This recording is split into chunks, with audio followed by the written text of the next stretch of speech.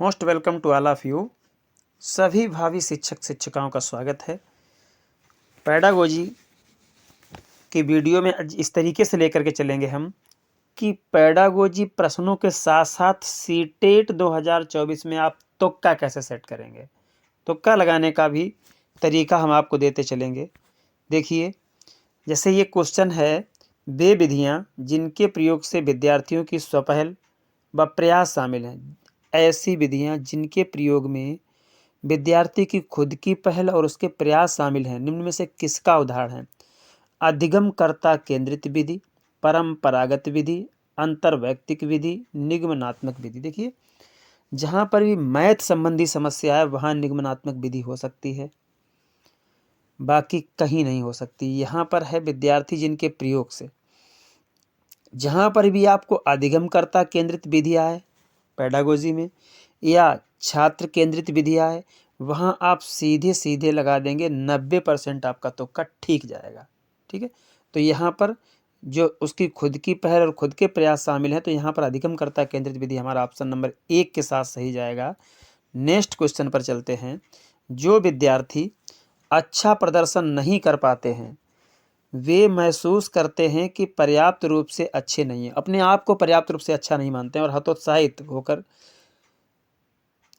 उनमें से बिना प्रयास के कार्य को आसानी से छोड़ने की संभावना है। ऊपर लिखी गई स्थिति किस सिद्धांत को दर्शाती है? कि आवश्यकता एवं पर्यावरण अलग नहीं है। आवश्यकता और पर्यावरण अलग नहीं है, क्यों नहीं? अलग है। पर्यावरण और आवश्यकता अलग अलग चीज़ें हैं, तो क्वेश्चन गलत हो गया। आनुवंशिकता एवं पर्यावरण संबंधित नहीं है, आनुवंशिकता एवं पर्यावरण संबंधित हैं। संज्ञान, ये भी गलत हो गया। संज्ञान एवं संवेग अलग नहीं है, यही हमारा राइट आंसर जाएगा। संज्ञानात्मक और संवेगात्मक दोनों तरीके से विकास होगा। दोनों तरीके जब शामिल होंगे तो उसमें संज्ञान मिलेगा और संवेगात्मक क्रियाएं यानी संवेग से चलेगा। तो ऑप्शन नंबर 3 हमारा सही जाएगा इसमें। नेक्स्ट क्वेश्चन है, एक शिक्षक बच्चों को प्रभावी रूप से समस्या समाधान करने में सक्षम बनाने के लिए किस तरह से प्रोत्साहित करता है? देखिए कितनी बढ़िया तरीके से दिया है क्वेश्चन। क्वेश्चन पढ़ते ही आंसर आ गया होगा दिमाग में कि पाठ्यक्रम में दी गई सूचनाओं को कंठस्थीकरण जहां आ जाए तुरंत हटा देंगे। ये तुक्का या ट्रिक समझ लीजिए।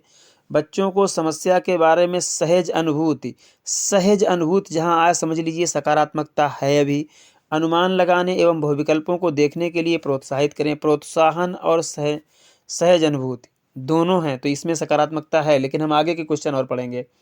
ठीक है, सीटेट के जो प्रश्न पत्र होता है उसमें लगभग ज़्यादातर ऑप्शन सही होते हैं, उनमें से सबसे सही कौन सा होता है उसको टिक करना होता है।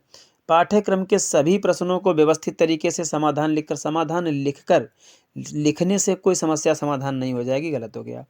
पाठ्य पुस्तक के एक ही प्रकार के प्रश्नों को, कोई एक प्रकार के प्रश्न नहीं।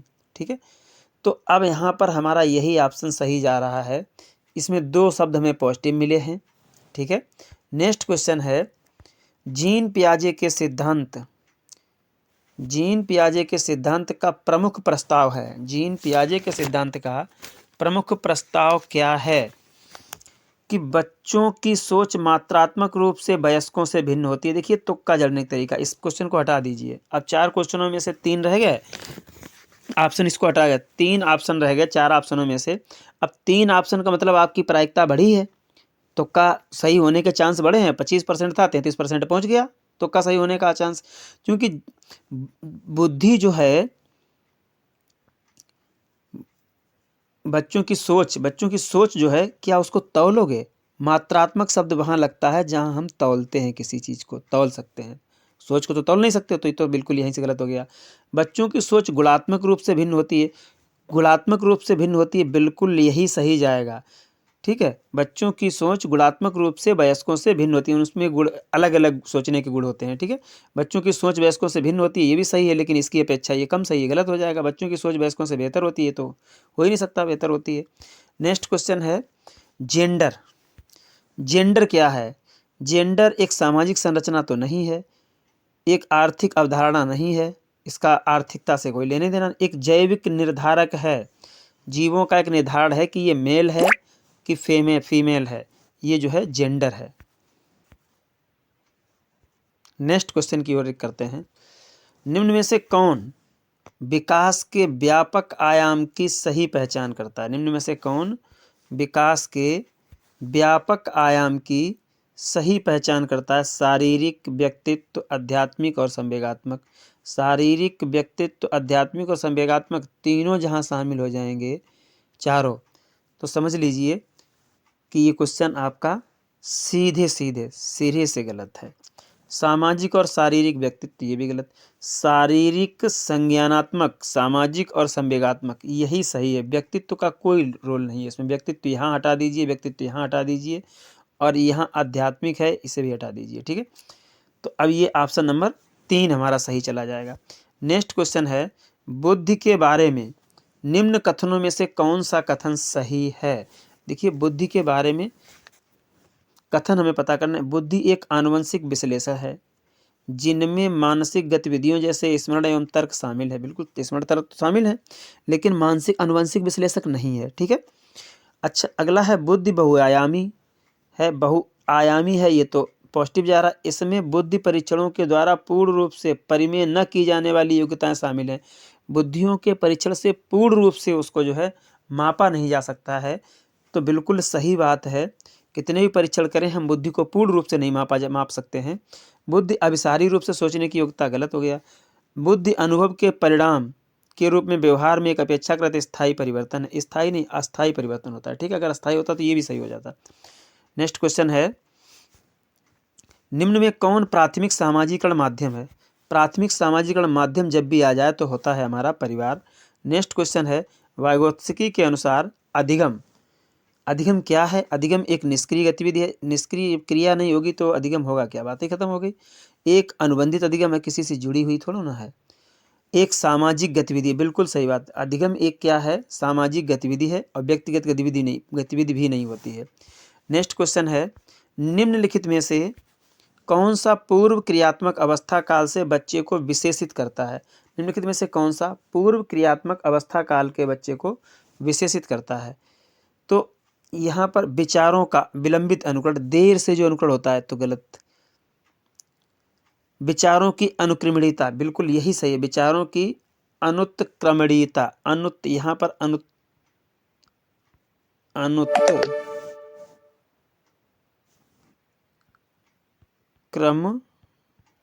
लिखा जाना चाहिए, ता नहीं लिखा हुआ है यहाँ पर। ठीक है, तो ऑप्शन नंबर हमारा कौन सही जाएगा? Option number 2। नेक्स्ट क्वेश्चन है, बच्चों और उनके अधिगम के संदर्भ में निम्नलिखित कथनों में कौन सा सही है? बच्चों की सामाजिक आर्थिक पृष्ठभूमि उनकी प्रेरणा एवं अधिगम सक्षमता को निर्धारित व सीमित करती है। सीमित शब्द जहाँ लग जाए, निर्धारित तो कर सकती है, लेकिन सीमित शब्द जहाँ लग जाए वहाँ पर वो ऑप्शन हमारा सही नहीं हो सकता है। तो ये तो गलत हो गया। बच्चों को अधिगम हेतु प्रेरित करने के लिए उन्हें पुरस्कृत एवं दंडित करना और पुरस्कृत करना दोनों हटा दीजिए। कहीं दंड नहीं है, शिक्षा में कहीं दंड नहीं है। अगर कोई भी शिक्षक अपने बच्चों को दंड दे करके, दंड के डर से पढ़ा रहा है, समझ लीजिए वो शिक्षक नहीं है, और शिक्षा मनोविज्ञान का ज्ञान उस शिक्षक को नहीं है।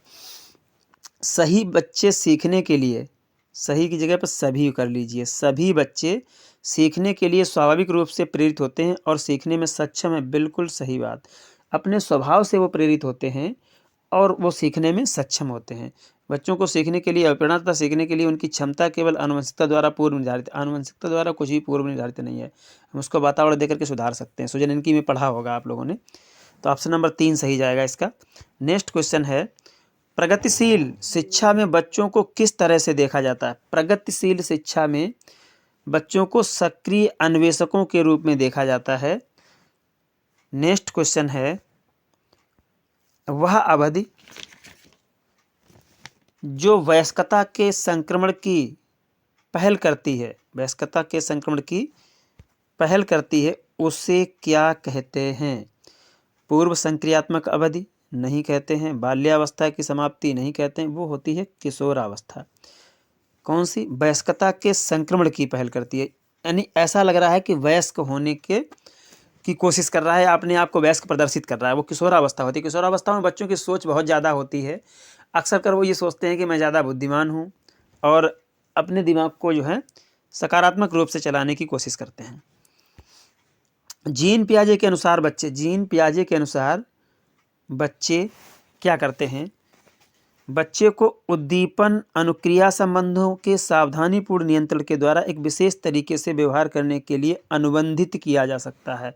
जहाँ पर अनुबंधित किया जा सकता है तो ये गलत हो गया। बच्चों को पुरस्कार एवं दंड, जहाँ पुरस्कार दंड दोनों हो जाए वो तो सिरे से हटा ही दीजिएगा। ज्ञान को सक्रिय रूप से संचारित करते हैं, बिल्कुल बच्चे अपने ज्ञान को सक्रिय रूप से संचारित करते हैं, फैलाते हैं, जैसे जैसे दुनिया में व्यवहार कौशल का प्रयोग करते हैं तथा अन्वेषण करते हैं। वो अपने दुनिया में व्यवहार कौशल का प्रयोग करेंगे और अन्वेषण करेंगे, उसी तरीके से अपना ज्ञान धीरे धीरे सक्रिय रूप से संचारित करते हैं। ऑप्शन नंबर 3 सही चला जाएगा।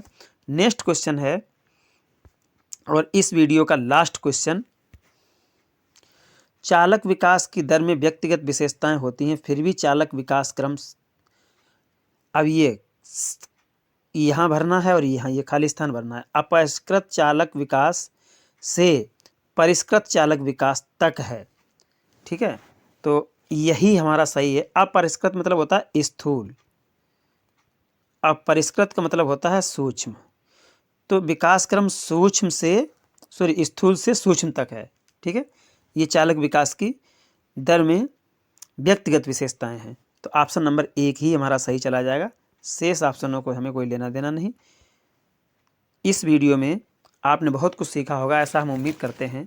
फिर मिलते हैं अगले वीडियो में, तब तक के लिए नमस्कार।